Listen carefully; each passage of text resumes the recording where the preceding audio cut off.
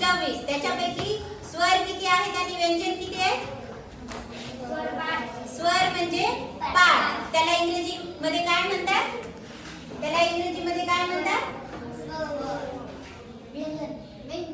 व्हॉवेल्स. काय म्हणतात? व्हॉवेल्स. ठीक आहे.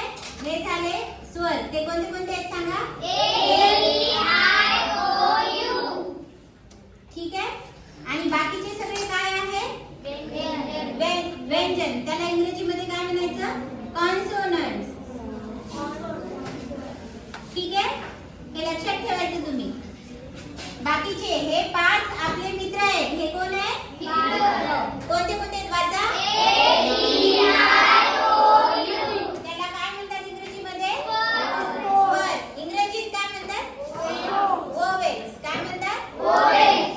आणि ह्या 5 शिवाय कुठलाच शब्द तयार, मॅक्सिमम जेवढे शब्द आहेत ना कोणत्याही शब्दामध्ये हे 5 शब्द असल्याशिवाय शब्द तयार होते का? नाही. एक कोणता ए तरी राहते, ई तरी, आय तरी, ओ तरी किंवा यू तरी. हे 5. तर आता लक्षात घ्या, त्या दिवशी पहिल्या दिवशी तुम्ही सगळे म्हणाला होता की तुम्हाला वाचता येत नाही. वाचता येत नाही म्हणून समजत नाही. समजत नाही म्हणून लिहिता येत नाही. लिहिता येत नाही म्हणून बोलता येत नाही. त्याच्यामुळे आज आपण काय करायचंय, आता जसं मराठी ही जी भाषा तुम्ही शिकलात, आधी लहान मूल जेव्हा असते 1-1.5 वर्षाचं, तुम्ही पण लहान होतात ना? हा. तर 1-1.5 वर्षाचे होते तेव्हा तुम्ही काय ऐकत होतात? कानांवर तुमच्या फक्त आवाज. ठीक आहे. म्हणजे आ आ आ, मन बेटा मन, आ आ आ, आई. नंतर मग तुम्ही म्हणाला मा मा मा मा. हे काय झाला? शब्दाचा तो उच्चार झाला. काय झाला? उच्चार. शब्द आहे म. ठीक आहे. त्याचा उच्चार झाला म. आता शब्द आहे आ. त्याचा उच्चार आ आ आ. असं आपल्या कानावर काय पडत राहिला आणि हळूहळू तुम्ही काय करत बोलायला शिकला. तर आता आपण काय करायचंय, आपले जे अल्फाबेट आहेत A to Z पर्यंतचे, याचा नेमका आवाज काय आहे? याचा नेमका आवाज काय आहे? आता आ आ आ म्हणत असताना आपल्याला आ हा आवाज त्याचा कानावर पडत होता. मराठी आपण ह्या आवाजाने शिकलेलो आहोत. सगळ्यात आधी आपल्याला काय ऐकायला येते? लहान लेकरू बघा दचकते झोपेमध्ये. दचकते की नाही? त्याला समजो ना समजो, पण त्याला आवाज काय येत असते? येते. ज्याला आवाज येत नाही ते बोलू शकत नाही. ज्याला ऐकू येते तेच मूल बोलू शकते. मग लहान मूल ऐकत असते सारखं. हे जाते म्हणजे आई, इकडे ये, तिकडे जा. आपले हात म्हणजे आपले सगळे एक्सप्रेशन पण लहान मूल बघत असते. तिथून आपण ती भाषा शिकतो. आपल्या घरात जी सगळे जण बोलतात, कोणाच्या घरात काय बोलतात? हिंदी. कोणाच्या घरात मराठी. भारतामध्ये तर किती विविध 13 भाषा आहेत, त्याच्यापेक्षा जास्त आहेत. पण मेन किती भाषा आहेत? 13 भाषा आहेत. 13. ठीक आहे. कोणी बंगाली, कोणी ओरिसा, कोणी गुजराती. बरोबर. मग आता गुजराती घरामध्ये असलेला मुलगा कोणती भाषा शिकते? गुजराती. मराठीमध्ये असल्यावर आपण कोणती शिकतो? मराठी. मग आता जर आपण ह्या शब्दांचा त्यांच्या मागं कोणता साऊंड आहे, कोणता आवाज आहे, हे जर आपण शिकलो तर आपल्याला इंग्रजी वाचायला काय जाणार आहे? सोपं जाणार आहे. तर आज बघा माझ्या मागे म्हणायचंय, या सगळ्या हे जे दिलेले आहेत पुढे तुम्हाला, हे आहे, हे काय म्हणतो आपण? हे ए फॉर ऍपल. आता लक्षात घ्या, आपण इकडे म्हणायलो ए आणि आपण म्हणत असताना काय म्हणायलो? ऍ. काय म्हणायलो? ऍपलचं स्पेलिंग सांगा. APPLE. बरोबर. पण म्हणत असताना आपण काय म्हणायलो? त्याचा उच्चार ऍ. पण लिहित असताना आपण काय लिहायलो? ए. बरोबर. तर त्याच्यामुळे सगळी गफलत होते आपली. आपल्याला लक्षात येत नाही की या शब्दाला काय म्हणतात. आता इथून पुढे लक्षात घ्या. ए सेज ऍ. ए म्हणते ऍ. एचा उच्चार काय आहे? ऍ. एचा उच्चार काय आहे? ऍ. आता दुसरा एक शब्द लिहून दाखवते तुम्हाला. हा वाचा बरं आता. आलं की नाही? इतक्या दिवसात येऊ लागलं का? आता इथून पुढे लक्षात घ्यायचं. एचा उच्चार काय आहे? एचा साऊंड काय आहे? आवाज काय येतो त्याचा?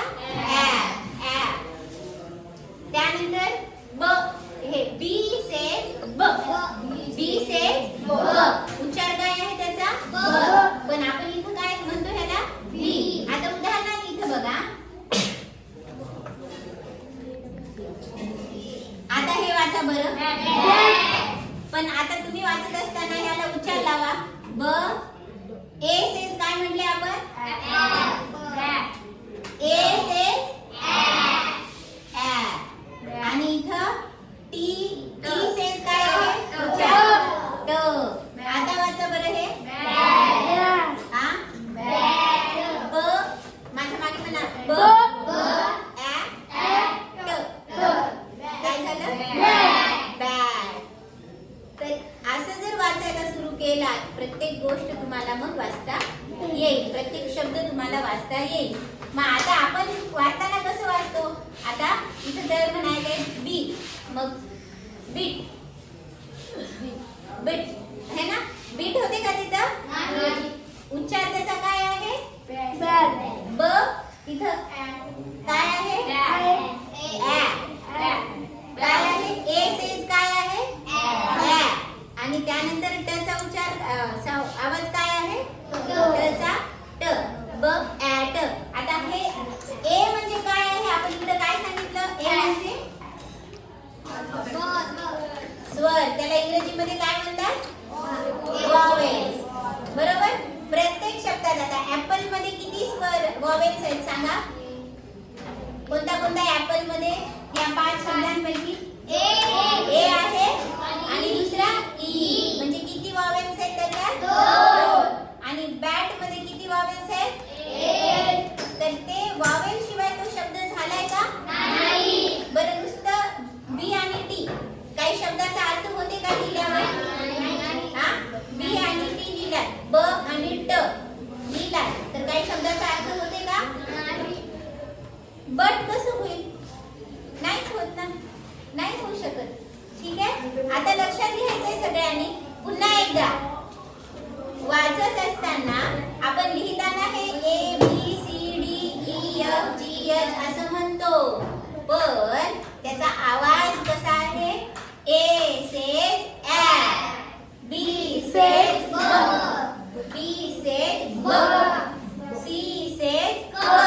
बरोबर? आता इथं आपण सी म्हणायलो, पण त्याचा उच्चार काय म्हणतो आपण बोलताना? काय म्हणतो? क. आता याचं उदाहरण काय आहे बघा? C U P, cup. बरोबर? लिहिताना आपण काय लिहिलंय?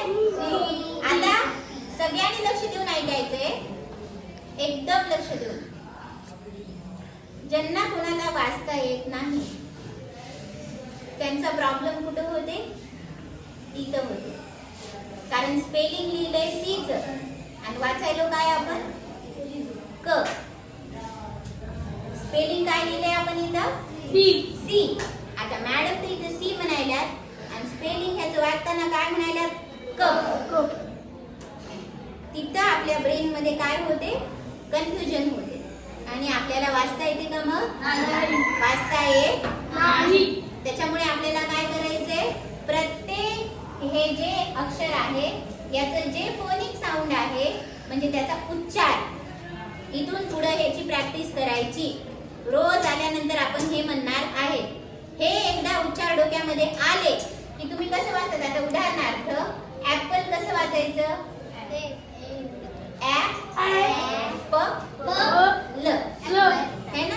तर जसं आपण ब ॲ ट काय वाचलं मग?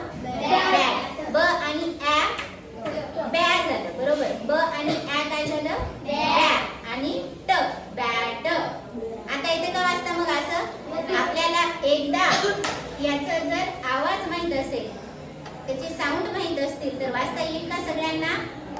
कोणाकोणाला वाचता येईल? हात वरती करा सगळ्यांनी. Very good. आता माझ्या मागे म्हणायचे सगळ्यांनी. अ सेज ॲ, ब सेज ब, सी सेज क, डी सेज ड. आता हे बघा, हे एक लक्षात ठेवायचं. ई सेज ए, एक. बरोबर? त्यानंतर एफ सेज फ, जी सेज ग, एच सेज ह, आय सेज ई. आयचा उच्चार काय आहे? Very good. त्यानंतर जे सेज, हा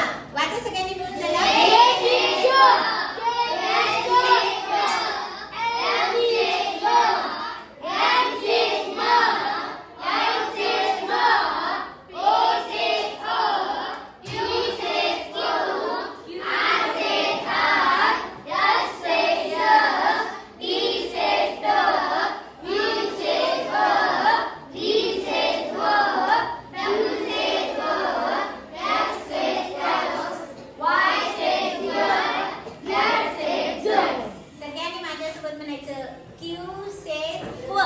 Q says Q. आणि X says क्स. X says क्स. X. इथून आलं पाहिजे. ठीक आहे. तर आता हे सगळ्यांनी आता तुम्ही सगळ्यांनी म्हणायचंय. Clap